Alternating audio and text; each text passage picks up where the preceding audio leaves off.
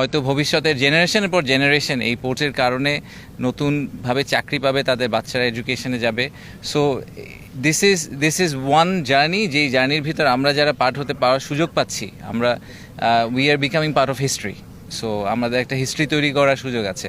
আমরা সব সময় বলি যে বাংলাদেশের কিন্তু প্রায় 50% পপুলেশন হচ্ছে গিয়ে 25 বছরের নিচে বয়স, তাই না? সো এটা এত ইউনিক, আপনি পৃথিবীর আর কোনো দেশে এই পপুলেশন পাবেন না।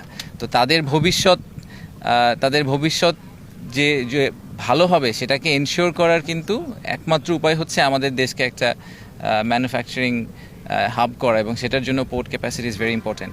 তো আমার সাথে ওনাদের যে কথা হয়েছে, সেখানে প্রাইমারি যেটা ওনাদের অ্যাসেসমেন্ট সেটা হচ্ছে যে এখানে এই পোর্টটা করতে, এটা একটা obviously state of the art এবং গ্রিন একটা পোর্ট হবে, এবং এই গ্রিন পোর্টটা করতে ওনাদের রাফলি $800 মিলিয়ন মতো লাগবে। এই পুরাটাই এফডিআই হিসাবে বাংলাদেশে আসবে, এখানে কিন্তু সরকার কোনো 1 টাকাও দিচ্ছে না, এবং পুরাটাই ওনারা বিদেশ থেকে ফরেন ডিরেক্ট ইনভেস্টমেন্ট হিসেবে আনবে।